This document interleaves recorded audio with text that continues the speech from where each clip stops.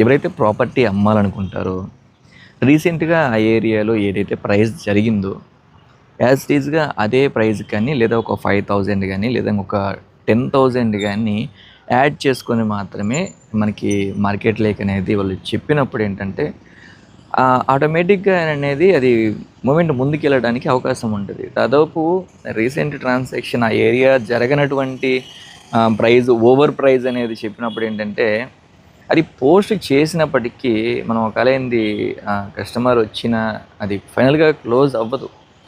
Over pricing వలన అది అలానే హోల్డ్ అయిపోతూ ఉంటది. అలా హోల్డ్ అయినది దాదాపు ఒక 45 ప్రాపర్టీల దాకా మనం పోస్ట్ చేయకుండా ఆగిపోయాం. అంటే ఓవర్ ప్రైస్ చెప్పడము, ఆ ప్రైస్‌ని మనం నెగోషియేట్ చేయం. ఎందుకంటే మనం అడిగామనుకో, నేను అడిగాననుకో, అబ్బా! ఇక్కడ కొంచెం ప్రైస్ ఎక్కువ అనిపిస్తా ఉంది అని నేను నేను అడిగాననుకో, అప్పుడు ఏమనిపిస్తది, కొనేది నువ్వు కాదు కదా!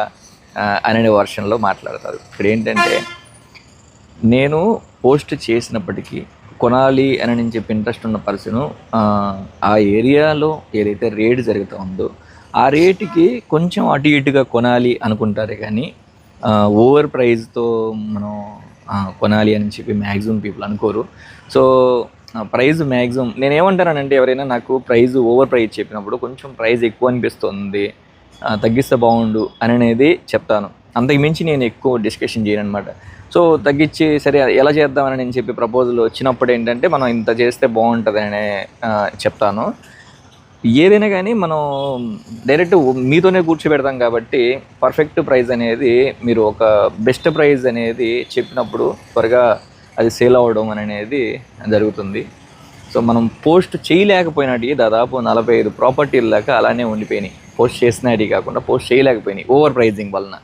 సో అవన్నీ కూడా మనకి కొంచెం రేట్ తక్కువ చెప్పి ఆ ఏరియాలో జరిగేటటువంటి రేట్ చెప్పుకుంటే నేను పోస్ట్ చేసేవాడిని సేల్ అయ్యేటివి కూడా.